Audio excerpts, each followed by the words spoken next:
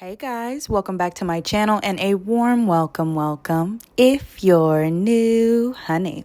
So today we are going to talk about this very interesting crossover between WNBA star Angel Reese, and then also we have season 7 Love Island USA's Olandria, and they were talking about a lot of different topics and issues that they were having on their climb to fame and the similarities that they both shared, even though they're in two separate industries.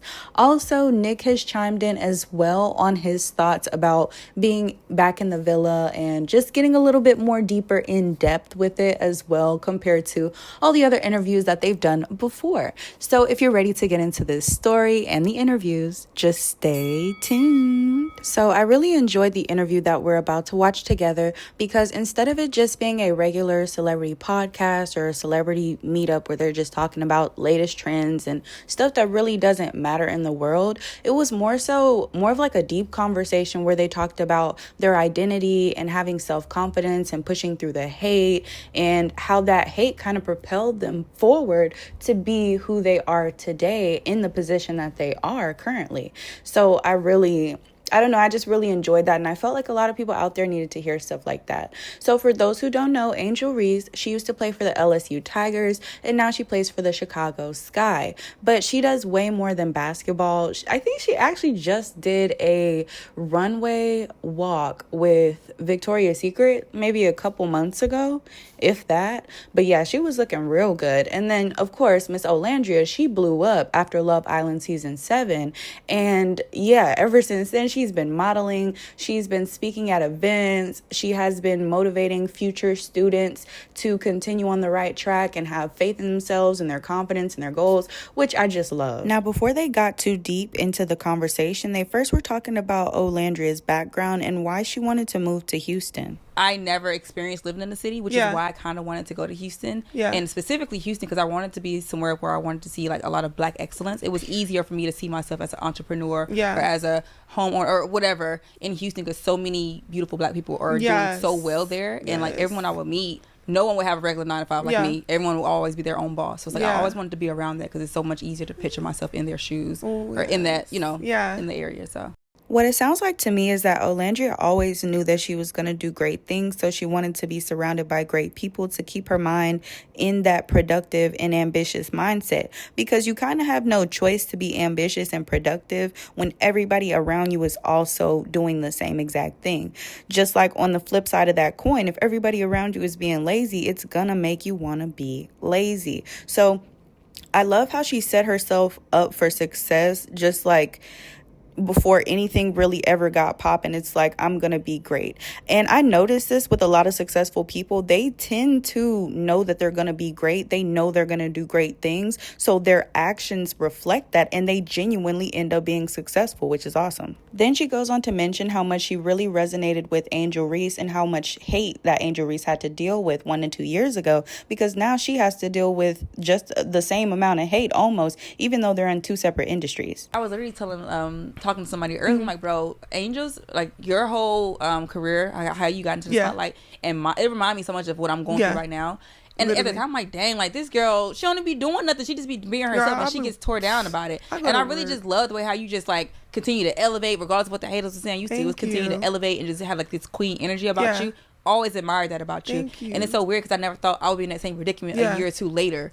In the same spotlight. I'm like, damn, like she made it look so easy. I'm like, let me just continue to, do what she was doing. You just continue to pop your shit. Like the hate is gonna come. Exactly. They hate Beyonce. Like look at where she is, untouchable. Like you gotta look at yourself as like that girl. Like and you know that, and I don't gotta tell you that. But like I think like people sit and realize like you continue to hate. You hated me into this. Like y'all hated me into being a Victoria's Secret model. Y'all hated me into being on the cover of Vogue. Like y'all hated me into that, and that's why I've been saying you pop your shit. Like continue to pop your shit. Yeah, I am. And they're gonna be mad. They're gonna be pissed here. You know what? I absolutely and full-heartedly believe that the haters are going to be even more mad in the next couple of months because Olandria has really been popping her stuff. Like Nick Olandria, they've been doing their thing, of course. They are cute, adorable, they pop out together. But Miss Olandria as an individual, she has really been doing a lot. She's been doing campaigns, brand deals, really you name it. But speaking of Nick Olandria, actually, she talked a little bit more about why they've gotten more and more private over time. So, this was kind of just for the fans, just to give them a little bit more of an insider, because if you guys do remember, when they first came out, they were posting a lot of stuff back to back, and now it's gotten a little bit more sparse. They just post things here and there in regards to themselves. So let's go ahead and see why. As much as I want to show you more, there's the other side of the internet too, just like always nitpicking it, every little thing. Oh, I'm not buying it. A good thing I ain't selling shit. What the you know what I'm saying? Period. So it's just like, I don't care what you buying. Like I have so many videos and pictures of me and Nick in my phone that I just don't post because that's for me.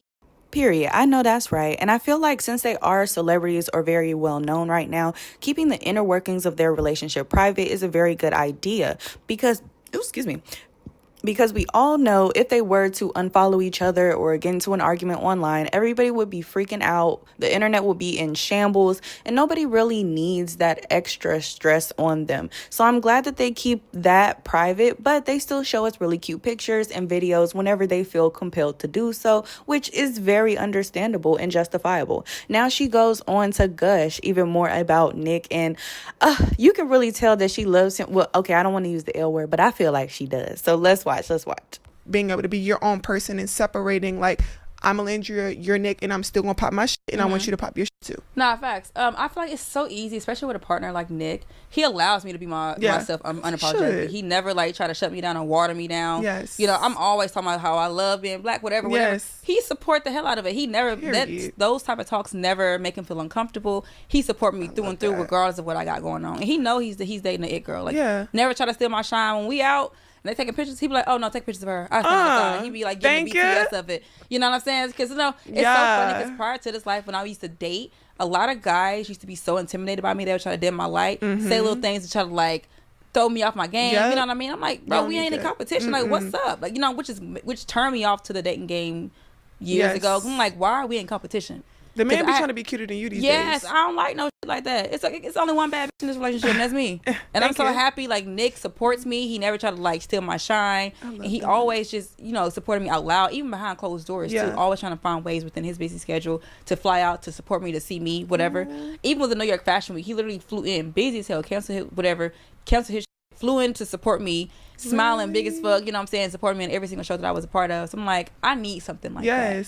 And I never had nothing like that before, because every other man tried to like dim my light, be in competition with me, was mad because they don't feel needed enough. I'm like, well, I don't need you. Money good, career good, I'm living good. So like, if you can't bring the emotional support, I don't need you to around. Like, get the period. I love that. So we can see very clearly that Nick Olandria is definitely still on. They were never off, okay? And I love the way she speaks so highly of Nick by just explaining his character, his qualities, how she is able to have her moment. She's able to shine. She doesn't have to worry about intimidating her partner because her partner wants to see her happy just as much as she wants to see him happy. And I love that they are on the same page about their goals and their aspirations, because I think that really does help. And also, it does not seem like Nick is the insecure type. Territorial, yes, but insecure, I do not get that vibe from him whatsoever. Like I mentioned at the beginning, both Ola and Nick had some comments that they wanted to say about the villa that they didn't really mention before, so let's go ahead and go over that.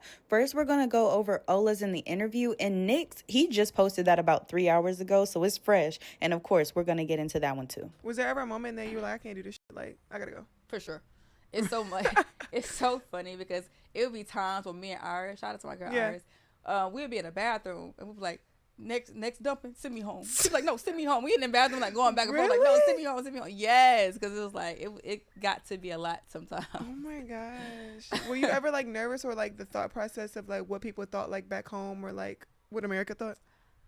I was more so nervous with my family thought. Because before I went, my daddy and my uncle was like, I don't know about this. Yeah, that was like, they was watching a few episodes. I was like, you could be on there doing this, kissing, like all that. I'm like, yeah, I was like, chill though, like not too much on me. So I was always like nervous to see like what my dad and uncles and what they thought. My mom, she was cool with it, like, you know what I'm saying, having her approval like really pushed me to go forward with it. But yeah, I was always nervous what my folks thought. because they mean the most to me. I know. I think that's important rather than anybody else. I really love how Angel just lets her talk and really just get deep. And I know that's what good interviewers are supposed to do, but I love the duality. I love the fact that she can get on the court and she can also sit behind a microphone, and she knows how to orchestrate. She knows how to, carry the conversation and allow the interviewee to say everything that they want to say. So I really like that, because I feel like some interviewers move a little bit too fast to the point to where we're not able to get all the details because they just want to get all their questions answered by any means necessary. All right, now let's see what Nick had to say about the villa earlier today. I think after the 1 month mark, you're like, okay, I don't know how much longer I have here, but I'm down to go home. The food starts to taste the same, but besides that, it's just a good time, and that's what I went there for and came out, super successful, with a girlfriend. So that's the coolest part. And I think it's just so cool, that our lives have been filmed on camera, and when we're 80 and on a rocking chair, we can go back and watch, our younger selves forever. So I think that's pretty cool. Could be worse. Yeah, it could be worse. Isn't it so cute how they just gush about each other? Oh my gosh. They give me butterflies and I'm not even in the relationship. But no, I really do love this for them. I love this for both of them. And I feel like together they are such a power couple, and they push each other to become their best self, which is super important. If you're going to be in a relationship, if you're going to be spending a lot of time with somebody, you want to make sure that that person is productive, or at the very least in alignment with your goals as well. They don't have to want to aspire to do the same things you want to do. But if you know you have to be productive to get there, you know you have to be ambitious to get there, you want to be with somebody who shares those same qualities as well. And it seems as though these two definitely do. So yeah, guys, that's pretty much all I have for you today. This video was a little bit longer. We are going to have a code word. The code word today is gonna be, let's just do Angel. Shout out to Angel. And also, if you guys want to look at the full interview, I believe it was 40 minutes to an hour. It was pretty good. You guys feel free to watch it. It is all over YouTube. You guys just put in Angel Reese interview Olandria and it will pop right on up. Okay, guys. But yeah, that's the end of the video. So go ahead and leave your thoughts in the comments. And also, if you made it this far, make sure you like, subscribe, and hit that bell. That way you're notified every time I post. And in the meantime, y'all be careful out here, because this world is beautiful, but it's also cray. Okay, love you. Bye.